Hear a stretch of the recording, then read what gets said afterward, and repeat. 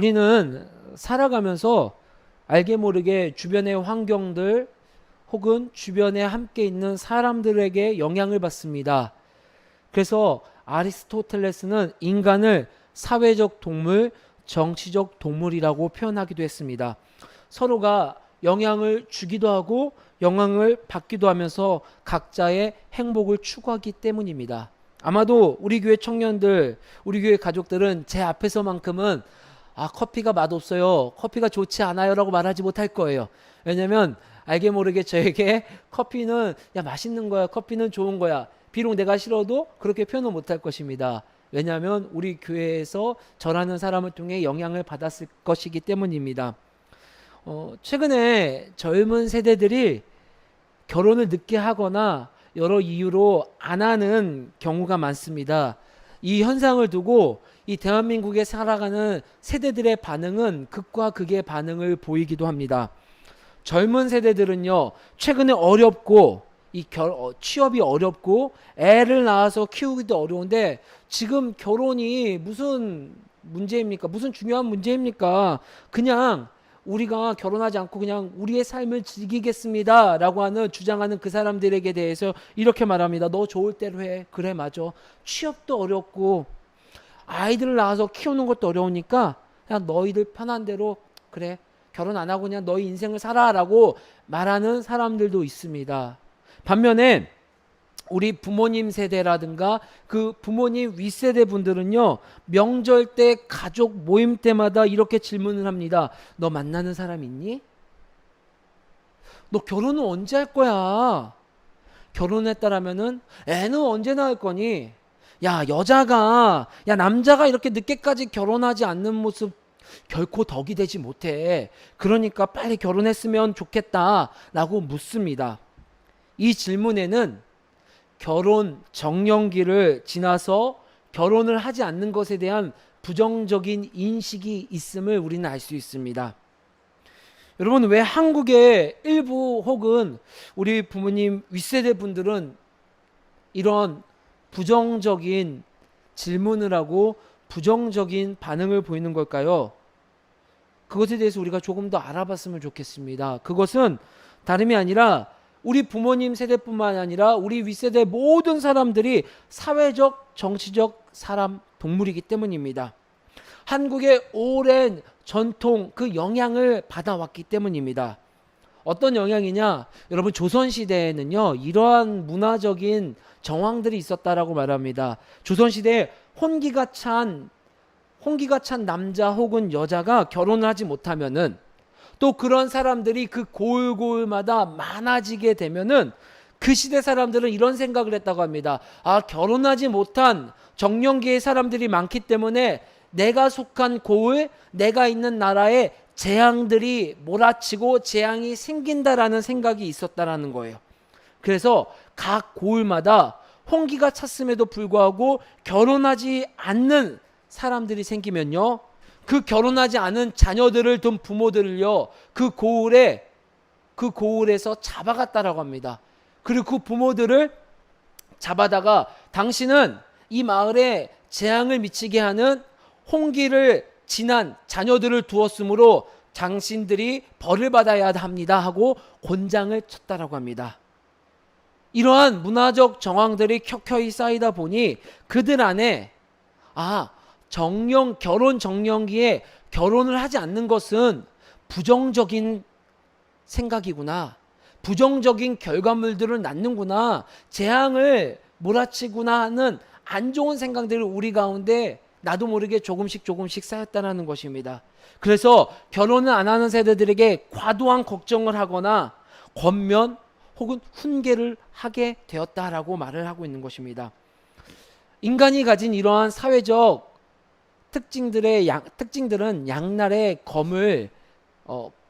검이라는 특징들을 우리에게 보여주고 있습니다. 내가 가진 선한 영향력을 우리가 머무는 곳에 또 나와 함께 있는 사람들에게 선하게 흘려보낼 수 있는 반면에, 우리를 둘러싸고 있는 우리가 받지 말아야 할 악한 영향력 역시도 우리가 쉽게 받을 수 있는 환경에 놓일 수 있다는 것입니다.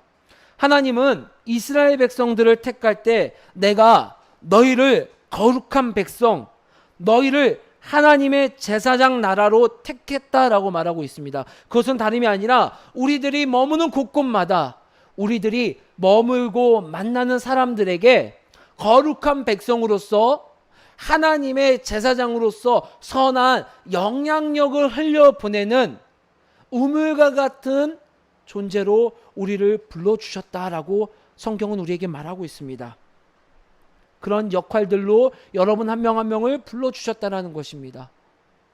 사사기 말씀은 우리 인간이, 우리 사람들이 하나님의 자녀로서 이러한 선한 영향력을 흘려보내는 고유한 역할들을 어떻게 잃어버리고 어떻게 포기하고 오히려 이방인들에게 영향을 받아 이방인들과 똑같은 사회적 이방 사람들이 되어져 가는 그러한 모습을 우리에게 이야기해 주고 있습니다. 오늘 저와 여러분들이 읽은 성경의 사사기 말씀은, 또 앞으로 몇 달여간 계속해서 읽어나갈 이 사사기 말씀은 이스라엘 백성들이 약속해 주신 가나안 땅으로 가게 되면서 그들이 그곳에 도착했지만 점점 하나님의 자녀로서, 거룩한 백성으로서, 제사장 나라로서 살아가는 것이 아니라 그들과 똑같은 이방인의 모습으로 살아가는 모습을 계속해서 우리에게 고발하고 말씀해 주고 있는 마음 한편 아린 모습들을 우리에게 이야기해 줄 것입니다. 그들의 역할들을 빼앗기는 모습을 우리에게 계속해서 고발할 것입니다. 역설적으로는 이방인들은 점점 그들이 믿는 신들, 그들이 믿고 그들에게 주어진 역할들을 잘 수행해 나가는 모습들을 우리에게 보여주고 있습니다. 가나안 신들이 가나안 그 신을 믿는 자들에게 말한 그 명령들을 잘 수행하는 모습을 우리에게 보여주고 있습니다. 반대로 하나님의 자녀들인 우리들이 점점 그 역할들을 잃어가는 그 모습들 속에서 우리가 어떠한 모습으로 살아가야 할지 많은 고민을 하게 해주는 성경의 말씀들을 함께 나누게 될 것입니다. 점점 하나님 나라가 확장되는 것이 아닌 그들의 나라가 우리 속에 침투하고 잠식해 나가는 그들의 삶의 자리에서 우리는, 이스라엘 백성들은 점점 영적으로 하향 평준화돼 가고 있는 그 모습들 가운데 오늘 저와 여러분들이 함께 읽은 사사기 1장 22절로 2장 5절의 말씀은 몇 가지 영적 하향 평준화돼 가는, 점점 우리가 하나님의 영향력을 받아 하나님의 자녀로 살아가는 것이 아니라 그들과 똑같은 모습으로 살아가는 몇 가지 특징들을 우리에게 말씀해 주고 있습니다. 첫 번째 특징은요, 더 이상 하나님의 자녀이지만 하나님이 필요하지 않은 자가 되어집니다. 하나님의 자녀이지만 하나님이 필요하지 않아요. 이 말은 예전처럼 하나님이 나에게 많은 영향력을 주지 않아도 된다라는 거예요. 하나님이 필요하지 않다라는 것은, 내가 하나님을 믿지 않습니다, 나는 오늘부터 가나안 이방신을 섬기는 그 자리로 가서 이제 하나님을 믿지 않고 그 가나안 신을 섬기는 그러한 사람으로 살아가겠습니다라고 말하는 것이 아니라, 예전처럼 하나님이 내 인생 전반적으로 영향력을 주는 것, 그것은 거절하겠습니다라고 말하는 거예요. 여러분, 아이가 태어나면요, 본능적으로 엄마의 젖을 향하여 그 입이 향합니다.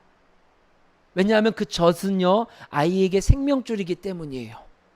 아이에게 젖이 없으면요, 젖을 대체하는 분유가 없으면 그 아이는 머지않아 죽을 수밖에 없습니다. 그런데 이 아이가 어느 정도 시간이 지나 자라게 되면요, 더 이상 젖을 필요로 하지 않아요.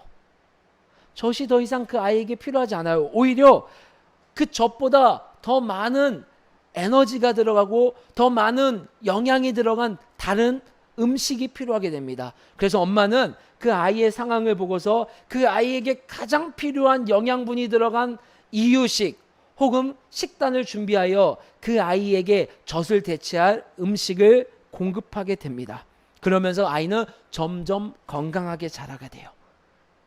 그런데 영적 하향 영적 하향으로 점점점 하나님의 영향력을 잃어가는 자들은요, 그 사람의 특징은 마치 이 아이의 모습과 유사한 모습을 가지게 됩니다. 아이처럼요, 내가 이제 젖이 필요하지 않아요. 이제 나는 젖이 없어도 돼요. 젖이 없어도 돼요. 나는 이제 젖이 없어도 살아갈 수 있어요 라고 마침표를 찍는다라는 거예요. 이제 엄마가 주는 영양식도 필요하지 않아요. 오히려 나는 이제 내가 젖이 필요하지 않으니까 내게 필요한 영양식을 찾아서 내가 나아가겠습니다. 내게 필요한 공급처를 내가 찾아서 나아가겠습니다 라고 말하는 거예요. 3살짜리 아이가. 여러분 생각해 보세요. 가능할까요? 가능할까요? 가능하지 않죠. 영적 하향 평준화된 자들은요, 이런 모습을 가지고 있다라고 성경은 우리에게 말씀해 주고 있습니다. 사사기 1장 4절, 19절, 22절, 가나안 사람들과의 전쟁의 특징은요, 하나님과 함께하는 전쟁이었어요. 하나님이 그들과 함께 했습니다. 하나님이 그들과 함께하여 나아갔습니다. 하나님이 그들의 삶의 자리에서 함께하여 그 전쟁에서 승리했습니다라고 표현하고 있습니다. 그들에게 전쟁에 가장 필요한 1순위는요, 좋은 무기도 아니고 뛰어난 전략도 아니고 하나님이었음을 성경은 말해주고 있는 거예요. 하나님이 없으면 안 돼요.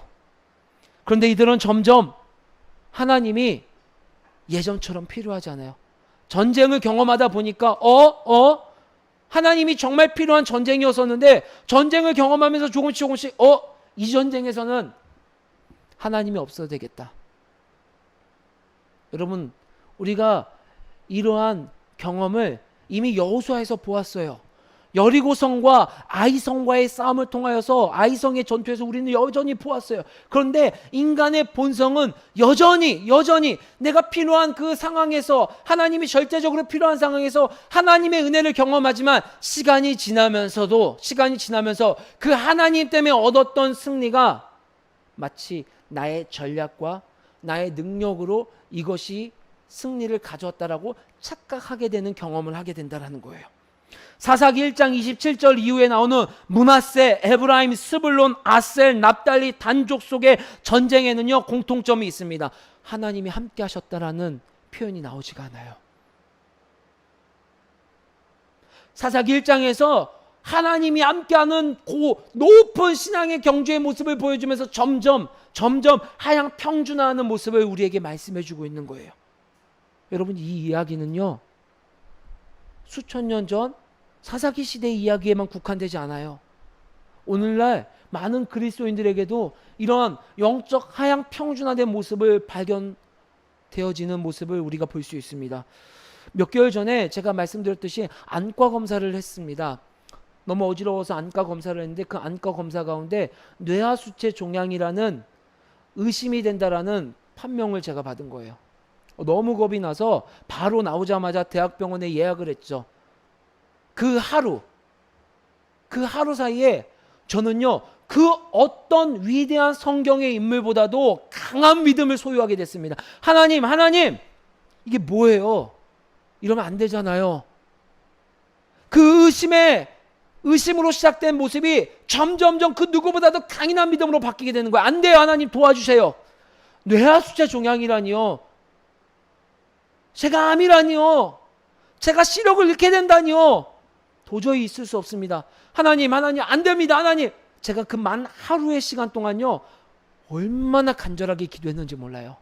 하나님이 없으면 저는 어떠한 존재도 되지 않는다라는 그 인식을 그 하루만큼 간절하게 느껴본 적이 없었습니다. 안타깝게도 지금은 그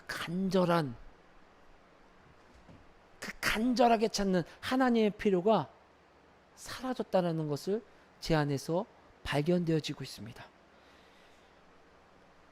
저는 이렇게 질문해 볼 수 있다고 생각합니다. 여러분, 어떻게 우리가 늘 이런 상황으로 살아갈 수 있겠습니까? 내가 불치병에 걸려서 하나님 앞에 간절한 그 믿음을 가진 그 모습으로 어떻게 늘 우리가 살아갈 수 있겠습니까? 그런데 본문의 이야기는요, 우리에게 늘 그렇게 하나님 앞에 내가 암에 걸린 것처럼 늘 이렇게 내 앞에 어떠한 당면한 그 문제를 해결하기 위한 그 간절함을 가지고 살아가라고 말하는 것이 아닙니다. 그들의 삶에 더 이상 하나님이 없어도 괜찮은 삶이 되었음을 우리에게 경고하고 있다는 것을 말해주고 있는 것입니다. 여러분 지금 이 예배 가운데 나의 삶의 자리에 하나님이 없으셔도 괜찮으신가요? 여러분, 우리는 이런 질문을 하지 않아요. 하나님 없어도 괜찮아요. 이 예배 가운데 성령님이 우리와 함께 하신다라는 그 인식을 가지지 않아도 괜찮아요. 우리는 그저 이 예배에 왔다가 그냥 돌아가도 괜찮아요. 내 삶의 자리에서 굳이 은혜를 누리지 못해도 괜찮아요. 우리는 어느 순간 영적으로 하향 평준화된 삶이 괜찮다라고 여겨지는 그 인생을 오늘 성경은 우리에게 경고해주고 있다라는 거예요. 그러한 인생은요, 우리도 모르지만 점점 더 하나님이 없어도 괜찮은 그 밑바닥 인생을 체험하게 됩니다. 여러분, 우리 사사기 1장 32절 말씀 함께 읽어볼까요? 시작. 아셀 족속이 그 땅의 주민 가나안 족속 가운데 거주하였으니 이는 그들을 쫓아내지 못함이었더라. 아멘. 여러분, 사사기 1장 27절부터 31절까지의 말씀을 통하여서 32절과는 다른 부분을 우리가 발견할 수 있습니다. 여러분, 이전에는요, 이스라엘 민족이 가나안 족속을 쫓아내지 못하고 가나안 족속과 함께 살아갈 때 주어는 가나안 족속이었어요. 가나안 족속이 그들 중에 거주하였더라. 가나안 족속이 그들 중에 거주하였더라. 그런데 점점 시간이 지나면서 32절에서는 결정적으로 이렇게 말하고 있어요. 이제는 가나안 족속이 아니라 아셀 족속이 그들 속에 거주하게 된 거예요. 그들 그동안은 하나님이 주신 승리로 말미암아 들어갔지만 그래도 그들의 문화 속에서 영향을 받는 그러한 조금은 일말의 여지가 있었지만 이제는 그들 스스로 그들의 문화 속에 들어가 그들 가운데 그들의 영향력 속에서 살아가는 것이 전혀 이질감이 느껴지지 않고 일반적이고 보편적이라고 느껴지게 된 우리의 모습을 보여주고 있다는 거예요. 여러분, 더 침통한, 더 무서운 결과는 무슨 결과인지 아십니까? 34절입니다. 단지파는요, 그들에게 쫓겨 산지로 몰리게 되는 비참한 경험을 하게 돼요. 결국엔 이 사건이 사사기 하반에 가서 사사기 마지막 장쯤 가서 이 단지파로 말미암아 동족 상잔의 아픔을 경험하게 되는 그 놀라운 일들을 우리는 경험할 수 있습니다. 여러분, 우리 삶에 획이 그어지는 놀라운 순간들이 있을 거예요. 저에게는 뇌하수체 종양이라는, 저에게는 개척이라는 사건, 아마 여러분들에게는 수능이라는 사건, 혹은 군목 시험이라는 사건, 혹은 내 개인의 가정사, 나의 부모님, 나의 인간관계, 아니면 재정적인 문제, 아니면 그런 여러 가지 문제들로 인하여서 내 인생에 정말 하나님이 절실히 필요한 순간들을 경험했을 거예요. 그 과정 속에서는 당연히 하나님의 도움이 필요하죠. 그런데 성경은 묻습니다. 지금 여전히 일상의 삶에서 그 순간이 아니라 할지라도 우리 삶의 자리에서 하나님이 내가 너희들에게 필요하니? 이 예배 자리에서 내가 너희들에게 들려주고 싶고 함께하고 싶은 일이 있는데, 이 공동체 모임 가운데서, 이 길과진리교회 가운데서, 길과진리교회라는 이름으로 모인 너희들 한 명 한 명 귀한 하나님의 자녀들에게 너희들과 함께하고 싶은 하나님의 일에 있는데 그 일에 동참할 수 있겠니라고 하는 그 질문 가운데, 예, 하나님이 필요합니다라고 대답할 수 있겠니? 당장은 눈에 보이지 않고 도움이 되지 않는다 할지라도. 오늘 사사기 1장의 말씀은 우리에게 쉽게 대답하지 못하고 그런 고민하지 않는 영적 하향 편준화된 안타까운 모습을 우리에게 말씀해 주고 있습니다. 두 번째로는요, 성경은 계속해서 반복해 주는 것 같아요. 사도행전에서도 그렇고 사사기에서도 그렇고 사람을 하나님의 형상으로 보지 않습니다. 영적으로 하향 평준화되는 사람들, 하나님의 존재를 인식하지 못하는 사람들은요, 우리 주변에 있는 사람들을요, 심지어 같은 교회에 함께 예배를 드리는 우리 주변 한 명 한 명의 사람들을요, 하나님의 형상으로 보지 않고 도구로 바라보게 됩니다. 여러분, 우리 한번 주위 사람들을 지그시 하나님의 형상으로 바라보는 눈빛을 한번 바라볼까요? 당신은 하나님의 자녀입니다. 인사 한번 할까요? 당신 하나님의 자녀입니다. 예, 지그시, 예, 예, 지그시, 예. 나는 당신 하나님의 도구로 보지 않을 거예요 하는 마음으로. 하나님은 가나안 땅의 정복 이유를 그들의 이방신을 섬기는 종교적 문제와 타락한 문화 때문이라고 말하고 있습니다. 이러한 문제로 그들을 점령하지만 여전히 하나님 나라의 가치관을 가지고 그곳에 들어가 그들에게 접근하라라고 말하고 있는 거예요. 특별히 기생 라합을 바라볼 때 가나안 문화 속에 있지만 그는 내가 그 하나님을 인식합니다, 하나님을 믿습니다라고 말하며 그 하나님을 내가 인정합니다라고 말하며 그들에게 다가왔을 때 그들에게 손 내밀어 주는, 그들에게 똑같이 이방인의 모습으로 대하지 않는 그 태도를 우리에게 요청하고 있다는 거예요. 그것은 우리와 함께 예배를 드리는 그리스도인뿐만 아니라 나와 상관없는 타인을 바라볼 때도 동일하게 바라보라고 성경은 우리에게 말하고 있습니다. 그들 스스로가, 이방인 스스로가, 우리의 이웃 스스로가, 아니 정말 저 사람은 예수 믿지 않을 것 같은 그런 정말 누가 봐도 함께하고 싶지 않고 무례한 사람들, 그들 스스로가 하나님의 형상이라 인식하고 하나님의 자녀라 고백하는 것, 그것은 중요하지 않아요. 우리에게 요청하는 것은요, 그들을 하나님의 눈으로, 하나님이 우리에게 그렇게 하셨던 것처럼 궁율의 눈으로 바라봄을 성경은 우리에게 요청하고 있다는 거예요. 그 눈을 가지고 그들에게 나아가라고 성경은 우리에게 말하고 있다는 거예요. 그런데 영적 하향 평준화되는 사람들은요, 그 시선들을 다 잃어버리고 포기합니다. 사사기 1장 28절의 말씀을 현대인의 성경에서는요 이렇게 말하고 있어요. 여러분 경청하여 주시기 바랍니다. 그러나 이스라엘 자손은 그들이 강해졌을 때에도 가나안 사람들을 쫓아내지 않고 종으로 삼아 일을 시켰다. 여러분, 엄청나게 다른 해석이 되어집니다. 그들이 강해졌을 때에도 가나안 사람들을 쫓아내지 않고 종으로 삼아 일을 시켰다. 이스라엘은 가나안 땅에 있는 그 이방인들을 하나님의 형상으로 보지 않았어요. 그들을 나에게 주는 유익의 도구로만 바라본 거예요. 충분히 강해져서